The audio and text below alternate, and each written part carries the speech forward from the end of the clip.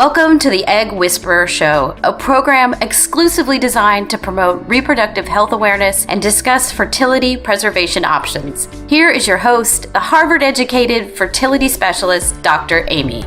She's known as the Egg Whisperer. Fertility expert Dr. Amy Inositol. And you have yet another success story Just launched by an East Bay fertility doctor.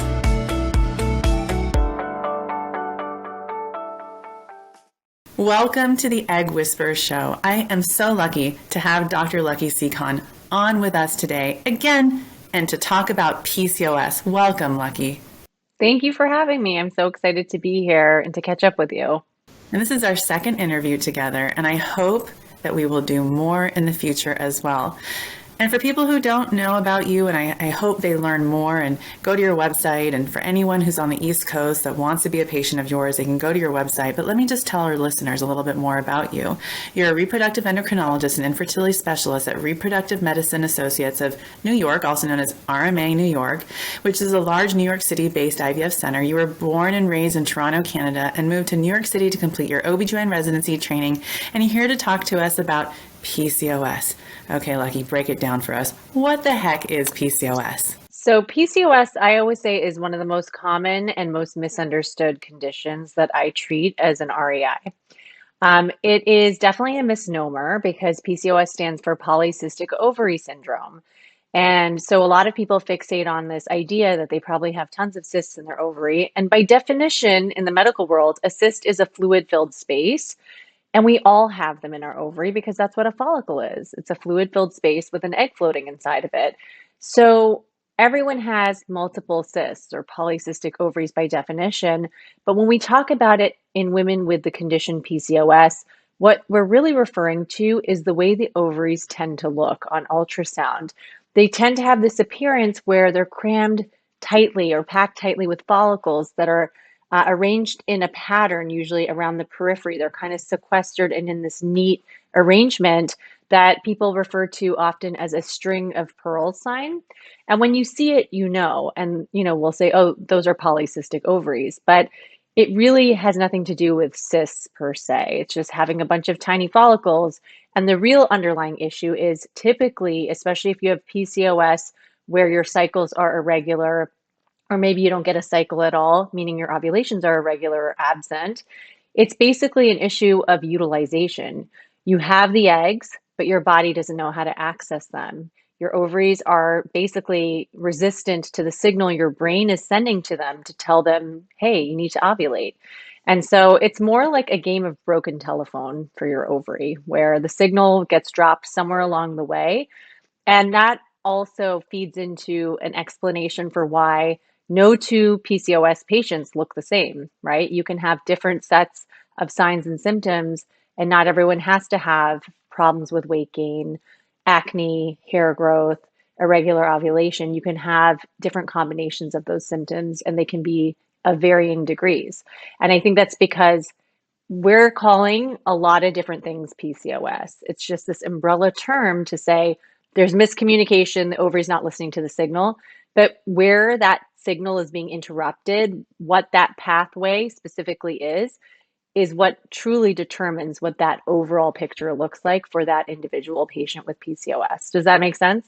Oh, it totally does. And I wish I had a little bit more coffee in my system and I could take that analogy even further. Like when I'm driving in my car from, office to home, and then my phone drops out, and I always am on the phone. If you know me, I'm always on the phone, and it's so annoying. But you're right. Like the car is there. It's it's beautiful. It has everything it needs inside of it, but that signal drops. So can you just tell us how that relates to pregnancy, though, for women with PCOS? Is it harder for them to get pregnant?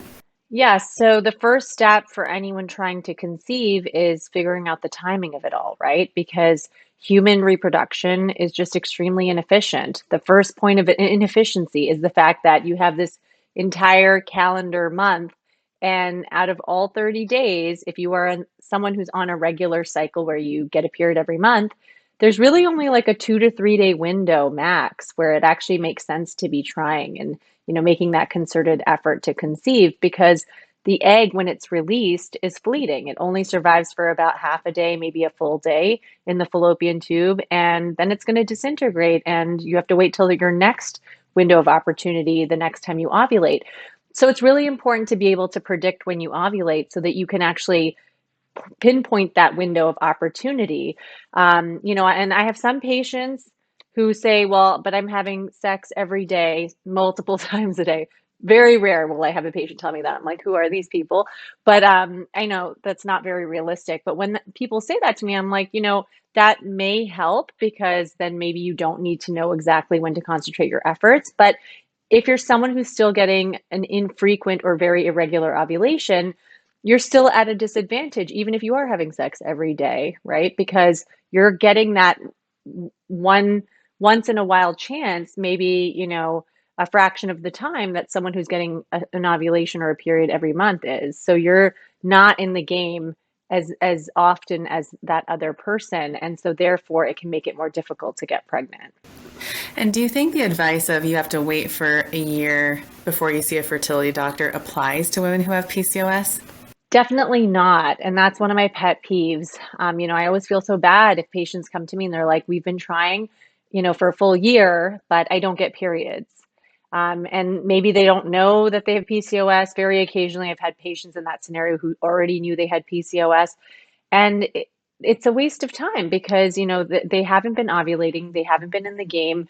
I always tell patients if you have an irregular cycle, that's a reason to go to your GYN at the very least, or a fertility specialist right away, because you need to get to the bottom of why you're not ovulating regularly and if something needs to be done, because then you can get on a regular pattern and at least figure out your window of opportunity and really make a concerted effort to try.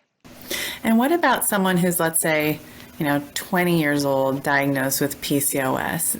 You talked about pet peeves related to waiting for a year. Do you have any pet peeves about the messaging that young women are getting about PCOS and, general health stuff?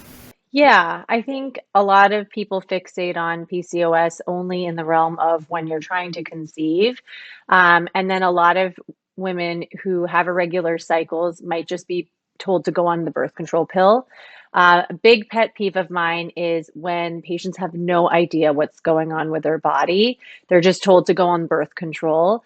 And some of them will do it, and others are reluctant to do so because they just don't feel like being on the pill. They don't need contraception, and they're just leery of, treating something that they don't fully quite understand. So I think that it's really important for anyone who has this diagnosis to get the necessary education to truly understand what it is. And I think even if you're not trying to conceive, even if you're young and you don't have any, immediate fertility concerns, let's say, it's important to understand that PCOS is a metabolic disease. It is an issue of quality of life. So it can predispose you to things like diabetes, high blood pressure, cholesterol issues, problems with weight gain, obesity, and all of the other medical issues that come with it.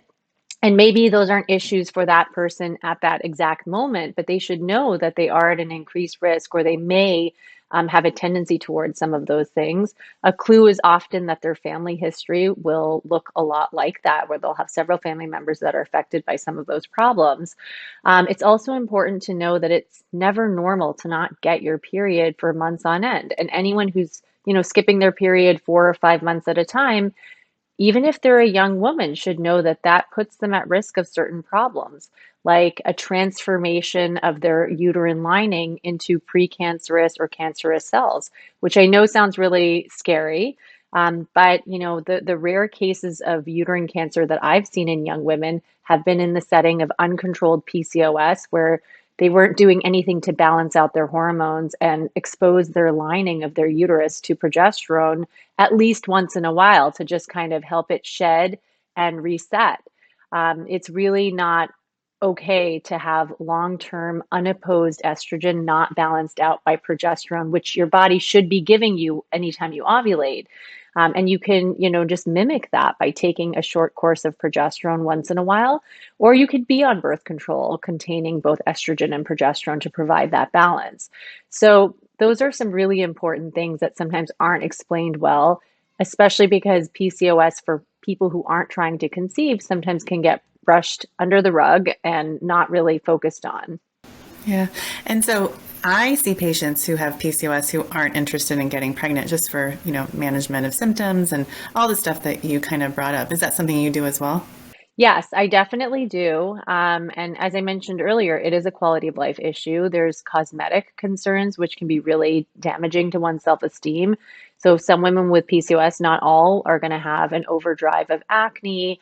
They're going to have, any sort of effect of having excess male type hormones or androgens in their body. So it could be male pattern baldness, excess hair growth throughout their body.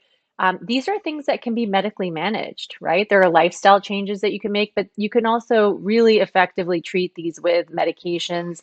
And it's important to know exactly how to do that and how long to try certain medications before considering, adding something else on to be more aggressive. So these are things you don't have to suffer with. And I think that it's important to feel validated as a patient, to feel like this is normalized. This isn't just something that you're facing. This is a manifestation of PCOS and it's not always in your control, and there's solutions to fix it. Mental health issues as well, right? There's a lot of studies that have come out that have shown a very clear association between PCOS and underlying anxiety, depression, even increased rates of other types of mental health disorders like bipolar. So I think it's important for that education to be given, regardless of trying to conceive or if you're a young person who isn't ready to start their family, because otherwise these are seemingly, not related. And I think it is helpful as a patient to know that it's part of a bigger picture. I think it helps a patient make sense of it all, and it also helps them to feel validated in what they're experiencing. I agree. I feel like when patients see us, and let's say they're 37 years old and they've had PCOS since they were 15, it's just heartbreaking because we're playing catch up. And if they had the opportunity to, have these things addressed years before, it would be a lot easier for us to intervene and help them get pregnant. But then when they were young, they got the message, just like you said, that pet peeve that you just need to worry about it when you're ready to have a baby. And that's just so incredibly unfair. So for the woman who's, let's say, 40 or 50, can you actually have PCOS still when you're 40 years old? You can. There's some studies that show that some of the features of PCOS may start to normalize as that AMH level starts to come down and a woman, loses her egg quantity. I think sometimes it can pose as a slight advantage because for whatever reason, I don't think anyone really clearly understands the link. It's not as simple as, oh, because you're not ovulating regularly, you're stocking up your eggs. But we know that women with PCOS, a lot of them do tend to have higher egg counts than what is expected on average for their age.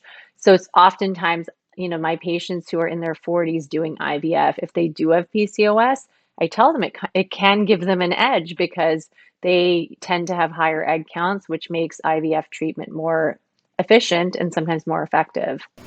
And when it comes to treatments and women who have PCOS, are they at higher risk of having a miscarriage? So this is the age-old question. It's something that a lot of my patients with PCOS worry about. It's not a clear-cut answer. There have been many studies with mixed results. And I think that's because no two patients with PCOS are exactly alike. There are going to be some patients who have problems with regular ovulation due to PCOS and no egg quality issues or great egg quality. And there's some that have poor egg quality, and it could be linked to some of the metabolic or hormonal changes associated with their PCOS. I'm not going to say it's unrelated. But I think that there's just so many different types of PCOS that it's a very difficult thing to study.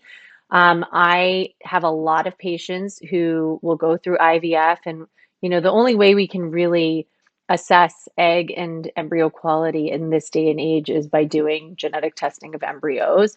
So that's like the one metric we have to go off of, and they'll do great and sometimes even better than what's expected for age, despite their PCOS. And then I have some young patients with PCOS where they hardly make blastocyst stage embryos, and it's really hard to find any normal embryos. And I wonder, is it related to the PCOS or is it just some other underlying egg quality issue that's, part of their genetic makeup? So there's no clear-cut answer. There were a few large studies, including one meta-analysis, which is basically where they pool the results of multiple large studies that was very reassuring and said overall it doesn't seem like PCOS is an independent risk factor for miscarriage. But for that study and many more, you can find just as many that show, positive associations. So I think everyone's an individual, and we can't, because PCOS is such a complex disorder, we can't lump everyone into one group and say, yes, definitively, it is a risk factor for miscarriage. But there are data that suggest it. And some of the explanation might be some of the metabolic issues, like having hyperinsulinemia or a tendency towards diabetes, some of the other problems that make you more, prone to health conditions in general are probably related to, an increased miscarriage risk, as well as increased risks in pregnancy that could make you high risk, like having gestational diabetes or preeclampsia, etc. And is there anything that someone with PCOS can do related to their diet to minimize those risks? What would be like the best diet recommendation that you would give a patient with PCOS? So, the irregular ovulation is one facet, and then there's the metabolic issues, which are also tied into the high androgen levels.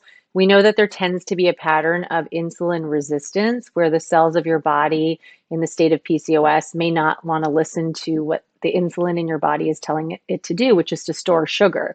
And so you end up with really high sugar levels, and that can lead to inflammation and all sorts of other health effects. So we know that having a low carb diet and trying to incorporate carbohydrates that are known to be healthier, like quinoa, anything that is, whole grain, rice and breads and things like that, but keeping that to a minimum.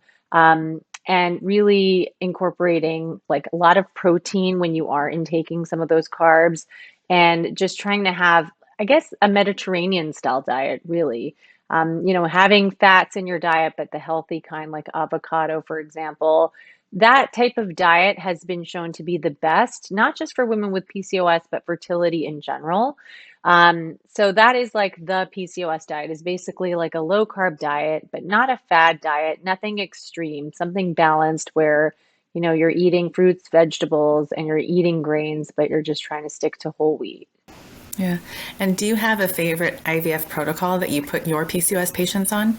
Yes. So as I mentioned, a lot of women with PCOS tend to be what we call high responding patients, because your response to IVF stimulation medication, tends to go hand in hand with your ovarian reserve.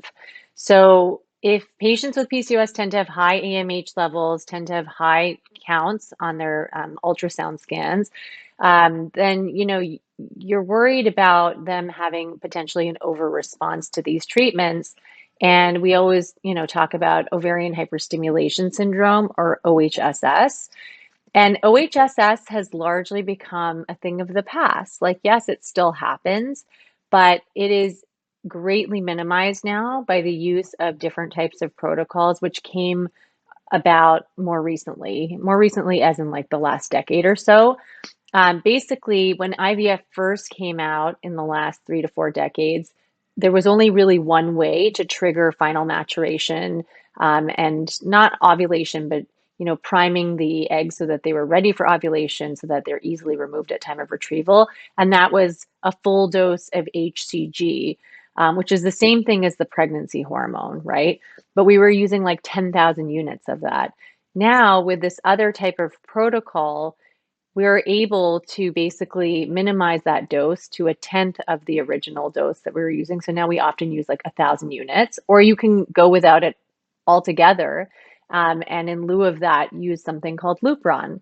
And the idea is that HCG has a very long half-life, meaning it stays in your circulation and it lingers, and it will just continue to stimulate the ovaries and continue to make the ovaries release these factors that lead to the bloating and fluid retention and accumulation of fluid in different parts of your body that can cause this whole syndrome of OHSS.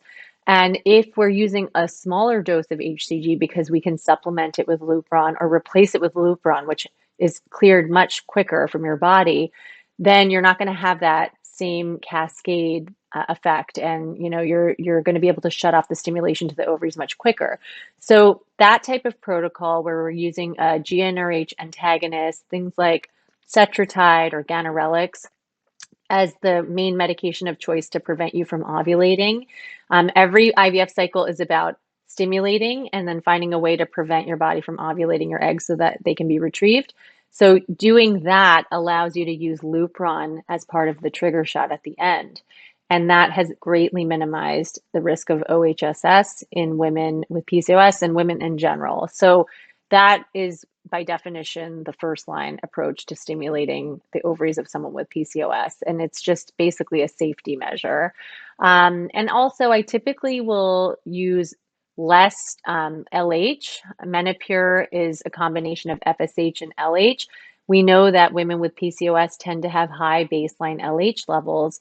So, you don't need to give them as much LH as you might give to someone who's hypothalamic, someone who has not gotten their period because their brain doesn't have any of that signal. You need to give them both FSH and LH. So when we're thinking about protocol, we're thinking about safety, and we're also thinking about what you already have on board and what you need. And so a lot of times the short answer to your question was a GnRH antagonist protocol, Lupron only trigger, or very low dose HCG with Lupron. And I would typically start off by giving only FSH and very low amounts of LH, if at all. Yeah. And what about frozen embryo transfer protocol? I mean, imagine if you have PCOS, most of our patients are going to be going through a frozen embryo transfer. They're not going to have a fresh transfer because we want to minimize the risk of OHSS. Do you have a favorite transfer protocol that you use specifically for PCOS patients or just in general? Yes. So, I mean, the choices for a frozen embryo transfer protocol is you can track someone's natural cycle and figure out when they're ovulating. And then, you might give them some progesterone to just give them a little supplementation, and then you'll thaw out an embryo and put it at the top of their uterus, right? If someone has PCOS and they have these really long, unpredictable cycles, that's not ideal. It's going to be frustrating. You may miss the window. You may never get to the window where they're about to ovulate. So it makes a lot more sense to me to just do a programmed cycle where you're giving estrogen, and then you end up, giving them that estrogen to thicken the lining of their uterus, bringing them in for an ultrasound, checking how thick the lining is. And once you're satisfied and you say, okay, it's X millimeters, this looks good, let's pretend you ovulated, and let's, start progesterone. And on the 6th day of progesterone, let's thaw out that embryo and let's put it at the top of your uterus. So that is a programmed or synthetic cycle where we're giving you medications to mimic the natural menstrual cycle so that we can exactly pinpoint the best point of the cycle hormonally to put back that embryo. Wonderful. You've given us so much information, and I have so many more questions for you, but we just have to have you come back on another day. But I have one question. I bet you get this question all the time. Supplements. Are there any supplements that you recommend specifically for your PCOS patients? So, I mean, I think everyone obviously should be on a prenatal vitamin with 400 micrograms of folic acid. That's a no-brainer. And I think it depends on what that patient is experiencing in terms of their symptoms. And I think if there is clear signs of insulin resistance, we haven't talked about metformin, and we've been focused more on IVF, but I think it makes sense to put patients on metformin if they have evidence of, diabetic-like tendencies, whether that be an elevated levels on their labs. We check things like a hemoglobin A1C. You might even do a glucose tolerance test. And there are measures which, you don't have to qualify as diabetic, but maybe you're kind of borderline, right? Those are patients that could definitely benefit from metformin. Metformin is a drug which sensitizes your body to the effects of insulin. And by making your body more sensitive to its effect, it's going to drive down those insulin levels because your pancreas, which is, basically churning out insulin, isn't going to have to work as hard because your body's doing what it's telling it to do. And so by lowering the insulin levels, insulin actually directly impacts the ovary and causes it to start making more testosterone. So it is beneficial in helping reduce your androgen levels or testosterone levels, which is then going to get rid of a lot of the issues that are, causing irregular ovulation to begin with. And also it's going to, mitigate a lot of the symptoms of PCOS, like acne and hair growth. So metformin is definitely something that can be a very useful tool, especially in women who are doing ovulation induction with Clomid or letrozole. And if they're not responding, you might add it on and it may help to overcome that resistance to the medication. Inositol is another thing that a lot of my patients will try because it's another kind of insulin sensitizing agent. It's going to help along those same lines of metformin. It has less data to support its use, but I have a lot of patients that want to use it, and I think there's minimal harms to it.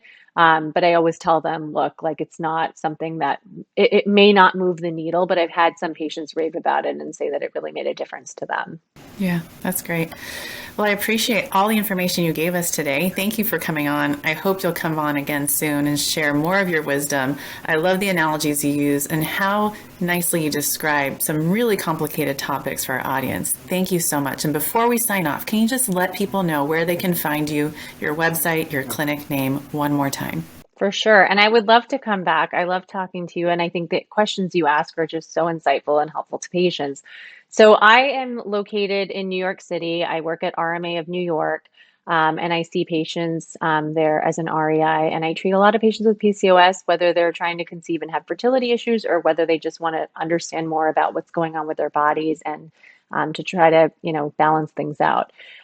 You can find me on Instagram. My handle is at lucky.sekhon, Sekhon. And I also have my own website, which I'm continually trying to build, called The Lucky Egg, www.theluckyegg.com. And yeah, basically, I'm in New York. So if you ever need an REI specialist, I also do Zoom. So I'm happy to see you remotely as well. Or if you're in town, come down and visit me. Awesome. Well, thank you so much for your time today. All right. Thanks for having me. Welcome to the Egg Whisperer Show, a program exclusively designed to promote reproductive health awareness and discuss fertility preservation options. Here is your host, the Harvard-educated fertility specialist, Dr. Amy.